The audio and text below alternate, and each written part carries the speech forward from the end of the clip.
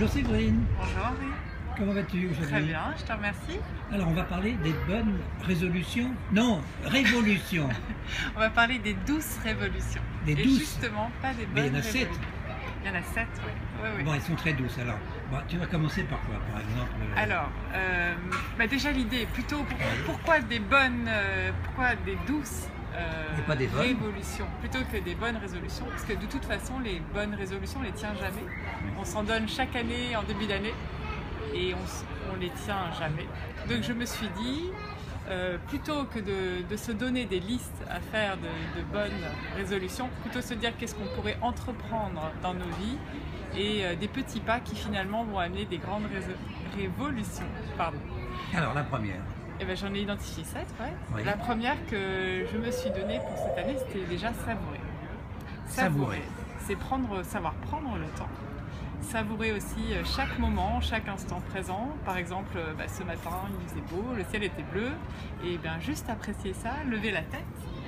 Là, Il y a même une du belle tennis. lumière. Ah, oui. Savourer, ça peut être aussi apprécier un repas, savourer un moment partagé. Voilà, savourer, c'est finalement faire attention aussi à tout ce qui... Jouir du moment en fait. Exactement, faire attention aux petits riens qui vont faire des grands bonheurs au final. Alors, le deuxième point, Alors, deuxième point, c'est incarner. incarner. Incarner, ça touche déjà à l'identité. Ça touche à l'identité Oui. et à donner un peu plus de consistance et de densité à ce qu'on dit, à ce qu'on fait et à ce qu'on est finalement. Donner du sens. Exactement, donner du sens. Ouais. D'ailleurs à ce propos, tu es en train d'écrire un livre qui va s'appeler donc Manifeste d'une femme de la génération Y Ah, en on attend 21 ça avec hashtags. impatience. Je te remercie. Alors ensuite justement c'est écrire, donc Écrire, c'est un vrai oui. plaisir ça.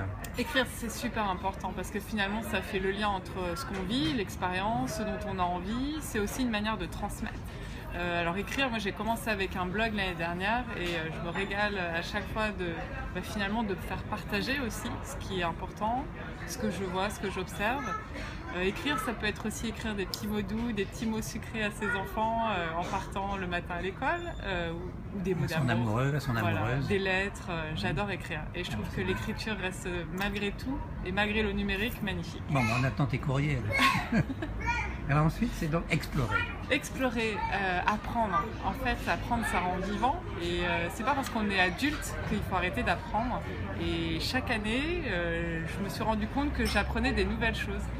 Par exemple, il y a quelques mois, je me suis remise à l'équitation, ce qui pour moi était vraiment pas évident. Et en fait, le plaisir d'apprendre, de faire quelque chose de nouveau, ça nous sort de notre zone de confort. Et finalement, c'est là où aussi on remplit sa vie de manière belle et dense. Une heure d'équitation, c'est 6 mois de psy. Exactement, c'est mon psy en fait, mon cheval est mon psy. Ben, moi je l'ai constaté ça aussi. Et Oui. je trouve ça magnifique. Alors apprendre, après on peut apprendre une nouvelle matière ou une nouvelle Tu discipline. as appris le chinois? Pas encore. J'ai pas appris le chinois. Bon, Non, ça va non, venir. non. Peut-être. Et ensuite, les rencontres, c'est important. Rencontres, super important. Je me rends compte à quel point justement les rencontres nourrissent une vie et sont des moments déclencheurs. Alors des fois on a des rencontres et souvent elles ne sont pas prévues, elles sont très opportunes et elles vont permettre d'amorcer des choses nouvelles. Et puis on est des êtres humains, on est des êtres de lien et rencontrer les gens, rencontrer les personnes, ça amplifie la vie. C'est pas ce qu'on appelle la sérendipité quelque part. Ouais, je crois, ouais. C'est Oui, du hasard heureux c'est du hasard heureux, ouais. Et qui je crois vient sans qu'on l'ait demandé.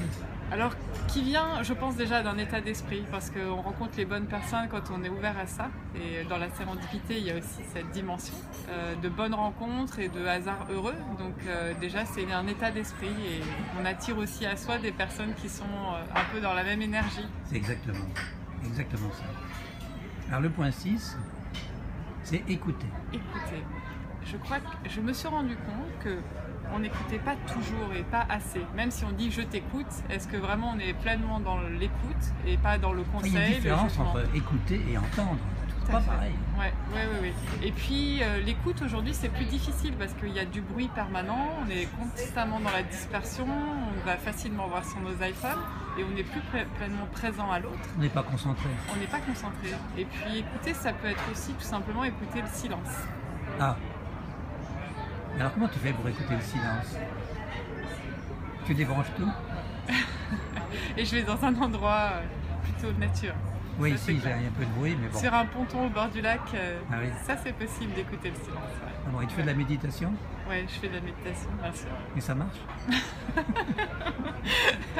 C'est comme les régimes. Moi, je crois que la méditation, c'est un état d'esprit. Et on peut la pratiquer à chaque moment. Si je suis là pleinement présent avec toi, je suis en méditation. D'accord. Alors le 7e point, c'est un point important, me semble-t-il. Ben, ça rejoint la méditation, c'est laisser Oui. des blancs. Si on remplit constamment nos agendas Laisser et des nos vies, espaces laisser des espaces. entre chaque chose qu'on fait, c'est ça? Ouais, laisser des moments, laisser des blancs dans sa vie, dans son agenda. Parce que si on laisse pas des blancs, on ne peut pas se réinventer, on ne peut pas faire rentrer du nouveau. Et ça, je crois que c'est vraiment important. C'est difficile dans notre vie moderne, surtout dans une ville comme à Paris où il y a toujours 1000 choses à faire. Et pourtant, laisser des blancs, bah, ça permet de se sentir vivant et puis de laisser reposer. Il y a un principe du Feng Shui qui dit que de temps en temps, il faut faire le vide dans son agenda pour enlever les amis qui ne sont plus des amis et laisser la place à des nouveaux amis. Est-ce que tu fais ça? Alors, amis, ça sous-entend qu'on a une relation quand même forte. Oui. Par contre, faire de la place, oui, soit sur des activités, Non, mais des amis qu'on a perdus de vue. oui, ou des qui personnes qui ont été dans nos vies Oui. et qui, à un moment donné, ont disparu. ben voilà, s'éloignent un peu du centre névralgique. Exactement. Ouais.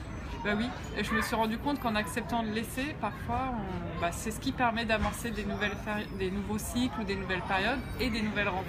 Bien sûr, parce que si tout est fermé, bah, personne ne rentre.